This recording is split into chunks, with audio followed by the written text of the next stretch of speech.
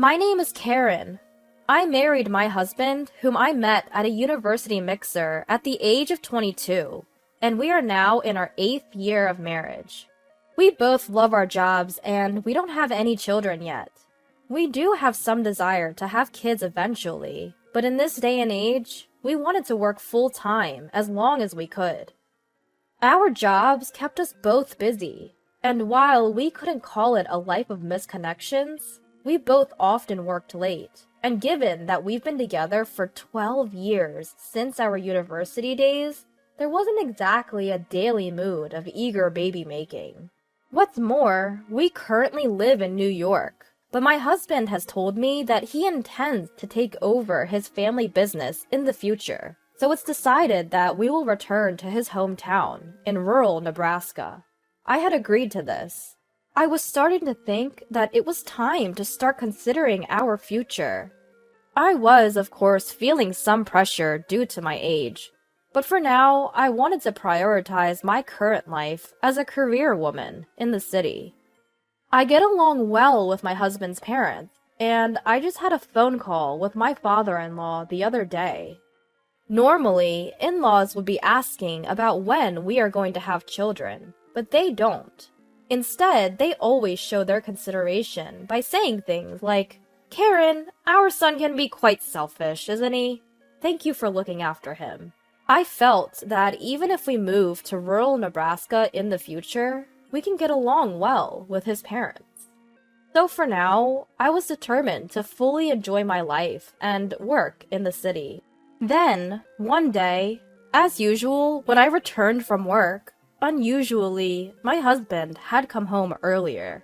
Even when I had to work overtime, I usually return home by 8 p.m. at the latest, including the time I spent shopping for dinner. And no matter how late it gets, I am home by 9 p.m.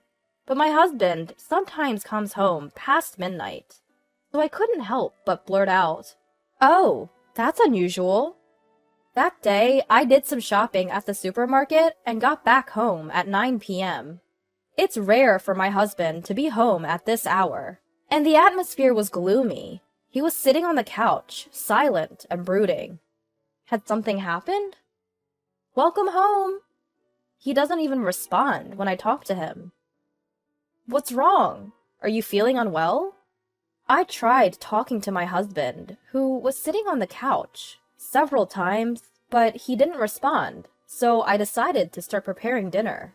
We rarely had the opportunity to have dinner together, except on special occasions, but I always prepared a light meal that he could have whenever he came home. I was proud of myself for being such a good wife. That day's menu was loaded potato soup, steak, mac and cheese with some broccoli. I'm used to making quick meals, so I whipped it up in no time. "Dinner's ready!" Upon reflection, it has been quite a while since we sat down and had dinner together. My husband silently moved his food from the plate to his mouth. "Hey!" His silence throughout the dinner was unnerving. I was getting worried. Had something happened? Could he be cheating? Or was he fired from his job? Or maybe he's feeling unwell due to some illness.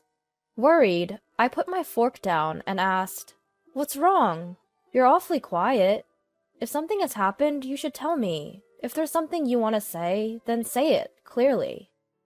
I confronted him in a strong tone. Then my husband, with a bitter expression on his face, reluctantly opened his mouth. "Well, I have a favor to ask." "What?" "A favor, huh?" I had thought he was going to say something bad. I was relieved. As long as it wasn't anything too terrible, I thought I'd listen to his request. "You have your parents' place in the countryside, right?" "Yes." He brought up my parents' place in the countryside out of the blue. I was surprised. Then, shocking words followed. "My father's company it has incurred some debt." "What? Your father's company?" My father-in-law runs a large printing company. He has dozens of employees, and my husband's family home is known as a prestigious household in the countryside. "Would you mind if we used your family home as collateral?" What did you say? Suddenly asked such a thing, I didn't know how to respond. My father is a normal salaried worker. My mother works part-time. My sister is working as a nurse in a local hospital, and somehow the three of them are making ends meet modestly. Even if it's for the sake of my husband's family, why does my parents' house have to serve as collateral? Sorry to say this, but your family's house it's normal. Unlike mine, right? Normal. Unlike his. What does that mean? Indeed, compared to the family of my husband, who runs a large local business, we are an ordinary family. In truth, my family is in a tight spot right now. If things keep going this way, we're going to bounce a check for the second time. That would lead to bankruptcy. We desperately need a loan of about $500,000. No way. I was shocked by the amount, but I was more surprised by my husband's next words. We come from a special family that runs a business, but your family is just the typical one, after all. Taking a risk wouldn't matter that much, would it? Even if something were to happen, you could always rent an apartment and live there as a family. Everyone in your family is working, right? You guys can manage that, can't you? Excuse me? We come from a family of different social status. There's a huge difference between my family going bankrupt and yours going bankrupt. I'm sorry, but can you hear me out just this once? Do you even realize what you're saying? Ignoring me, my husband continued. I hate to say this, but I could have married a woman of higher status than you. Someone like a wealthy daughter. Why would you say that? Despite that, I married an ordinary woman, like you. You must have been thrilled, right? It's like marrying into money. Be grateful for your luck of marrying a man like me, and listen to me in times like these. It's true that when I married my husband, both of my parents were happy that I was marrying the only son of a business owner. But they were also very apologetic, saying, "We somehow feel like we're not on the same level." But I didn't marry my husband because I was aiming for a rich man. We both loved reading, met at a book club, and decided to get married because we found love for each other. But deep down, I couldn't believe he had been thinking like this. My husband's abusive words became more and more harsh. Your sister! Why is she still living in the house she was born in? She's a nurse, isn't she? She should get married and leave home already. If it's just the two of your parents, they can easily rent an apartment. It's cheaper in the countryside. Enough is enough. I started to lose my temper. That house was left to us by our grandparents, and our parents built it with their sweat and tears while raising us sisters. You're saying it doesn't matter what happens to it? But my husband wasn't listening anymore. Look, none of that matters. Don't bother me with your small-scale stories. Working to raise you two sisters. Huh. From the beginning, you and I were a mismatch. What? Call it a folly of youth, but during college, I got caught up in love and ended up choosing you. I should have looked at reality more. Even now, we're both working, right? If I had married a more sophisticated lady, I would have had the support of her parents, and she could have been a housewife. Wait, are you even looking down on me for working?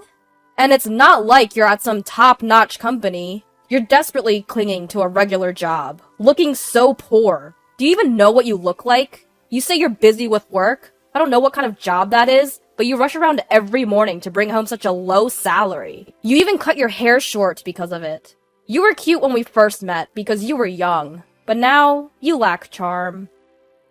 How did this conversation about using my family home as collateral end up turning into him bad-mouthing my family and even my appearance?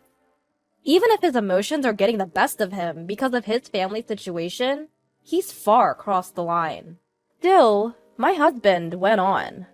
Some say working women are attractive, but you're not one of them. I would much prefer a woman who lives a leisurely, elegant life, like my mom. Classy, you know? Why would you say that?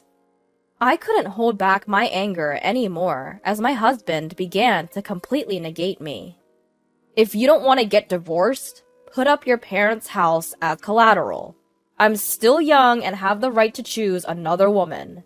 It's me who's going to climb up the social ladder from now on. Plus, I'll be the president of the company in town someday. If you don't want to be dumped, just listen to what I say. The man spewing these abusive words in front of me was no longer the husband I knew. What a horrible man he had turned out to be. My family should get saved over yours. I was shocked, realizing that this must have been his true feelings all along. Because my normally quiet husband, a man who's usually hard to read, was being unusually vocal. Something inside me snapped. Hey, what happened with that matter? My husband asked me one morning. I hadn't spoken to him at all since then. Perhaps he had started to feel rushed, or maybe he had simply decided to stop hiding his true nature after openly expressing his long-held thoughts about me. His attitude remained incredibly arrogant. I'll give you an answer tonight. Upon hearing my response, he left the house. I filled in all the necessary items on the divorce papers I had brought from the city hall, signed them, stamped them, left them on the dining table, and then left the house. That evening, "Hey, what's this? What are you trying to do?" My husband, who might have expected me to consent to the collateral talk, had come home earlier than me. He was flabbergasted, looking at the divorce papers on the table. "You see these papers?" I responded coolly. "What are you thinking? Now's not the time for this kind of charade. I've told you, my family's in a pinch, haven't I? Are you really that stupid?" I ignored his offensive, stupid remark. It hurts to think that my father-in-law's company is in a crisis. But I just couldn't forgive this man for taking advantage of the situation to express his true feelings. "You're just an ordinary woman. I should have married a richer daughter." He had been carrying on with our married life all this while, thinking such things. And although he always comes home late, he could come home early in times of emergency. I hadn't noticed, or even thought about it before, but maybe he had had one or two affairs under the guise of work. But at this point, I didn't even care. Once I realized that he had been looking down on me and my family all along, there was no way we could continue our marriage. "Hey, don't mess with me!" He approached me, his demeanor threatening as if he might strike me, but I didn't flinch. "I've made up my mind. Now you need to sign this, too," I calmly stated. After that, I thought there might be a court battle involving lawyers, but in the end, he simply agreed to the divorce after some time. Since I had presented the divorce papers, I quickly packed my things and escaped to a temporary apartment. Perhaps he gave up. Regretting what he'd already spat out was too late. He had clearly insulted me, and not just me, but my family environment as well. What's been said can't be unsaid, and I didn't give him the chance to undo it, because that was his true feelings. After the divorce, I worked hard at the job that my husband had ridiculed as low-paying. Fast forward a few years. On a Saturday afternoon, a day off from work, I got a call from my former father-in-law. The divorce was so sudden, we didn't have the opportunity to discuss anything with my ex-husband's family, because until that incident, I had been nothing but a good daughter-in-law. "Ah, Karen! Long time no see." "Long time no see, father-in-law." I was relieved by the cheerfulness in my father-in-law's voice. I tried to start the conversation, but my father-in-law interrupted me. "I'm sorry about that time. I've heard a lot from my son." Yes, my father-in-law seemed to have completely forgiven my impoliteness. "I think you know the situation, but since then, our company has recovered, and my son has returned to our hometown to help with the business. Is that so? At least that was good. Even though they were the family of my divorced husband, I didn't wish misfortune on his parents because they were not the one to be blamed. My former father-in-law continued. Well, basically, my son came crawling back to us after you divorced him because that hurt his ego so much. And, well, you might not be interested, but I wanted to talk about our son. Yes? I had no choice but to listen, since I couldn't just hang up the phone.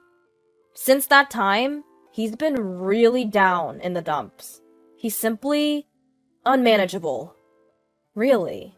I don't like speaking ill of my own son like this, but he's got this big attitude, like, I'm the son of the owner of this company, and he's alienating the employees. His ego has grown even larger since he moved back from New York, and he's just not well liked at all. I see. He came back out of nowhere and started acting all high and mighty. We don't know what to do with him. I can somewhat imagine the situation. After all, he had such a low opinion of me, his own wife.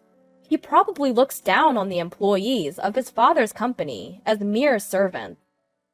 Several years have passed since then, and he's likely seated as an executive director.